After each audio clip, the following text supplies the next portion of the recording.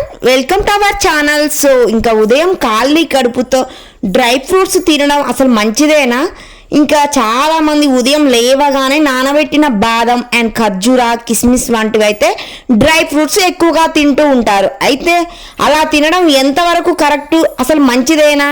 ఇంకా దీనివల్ల ఏమైనా సమస్యలు మనకు వస్తాయా, ఇంకా దీనివల్ల సైడ్ ఎఫెక్ట్స్ ఏమైనా ఉంటాయని చాలా మంది ఆలోచిస్తూ ఉంటారు. చాలా మంది ఉదయాన్నే నిద్ర లేచి ఖాళీ కడుపుతో ఇంకా నానబెట్టిన బాదం పప్పు, ఇంకా నట్స్, జీడిపప్పు ఇలాంటివి తింటూ ఉంటారు.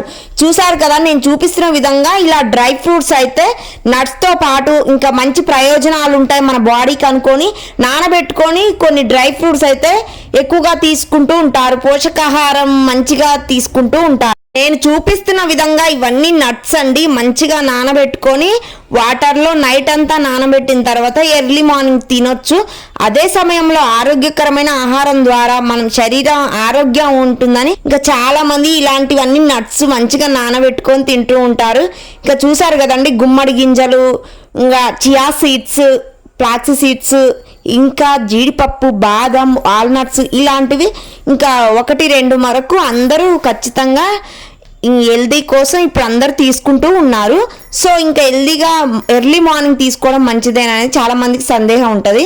సో చాలా మంచిది ఇలాంటివి తినడం వల్ల. మనం రోజు క్రమం తప్పకుండా వాకింగ్ కానీ ఇంకా జాగింగ్ ఇలాంటివి, జిమ్కి వెళ్ళడం, చిన్న చిన్న ఇంకా ఎక్సర్సైజ్లు అయితే ఇంట్లో అయినా చేసుకుంటే మంచిది. ఇంకా శరీరంలోని రోగ నిరోధక శక్తిని పెంచుకోవడానికి సహాయపడే కొన్ని ఆహారాలు అయితే రోజువారీ ఆహారంలో ఉంచడం చాలా అవసరం. ఇంకా ఇలాంటి డేట్స్ ఇవన్నీ చూసారు కదండి, ఇవైతే డైలీ ఇంకా వారంలో ఒకటైతే తీసుకోండి. వాల్నట్స్ ఒక 4 నుంచి ఇంకా 5 వరకు చాలండి, ఎక్కువగా తీసుకోకండి అస్సలే.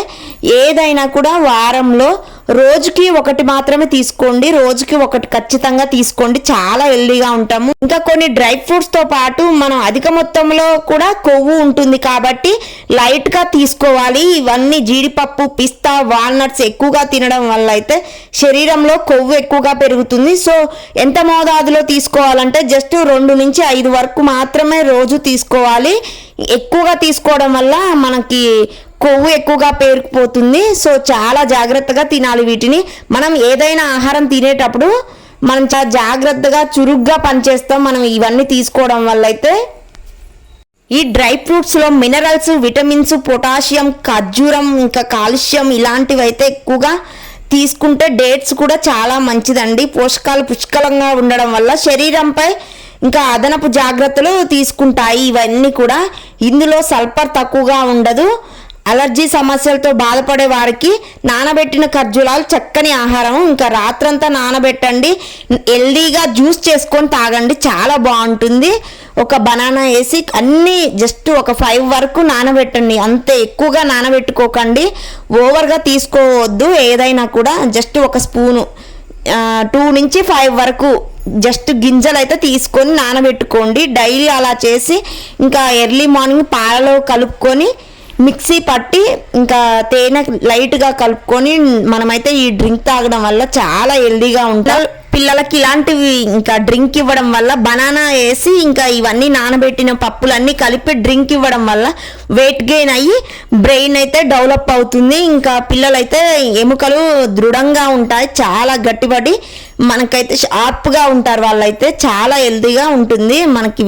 ఇంకా ఈ గింజలలో అయితే అన్ని రకాల పోషకాలు పుష్కలంగా ఉంటాయి. రక్త ప్రసరణ చురుగ్గా జరిగి ఇంకా కంటి ఆరోగ్యాన్ని అయితే చక్కగా ఉండడానికి మీరు మీ రోజువారీ ఆహారంలో ఇంకా వేరుశనగలు కూడా చేర్చుకోవచ్చు అండి, చాలా బలం అవి కూడా.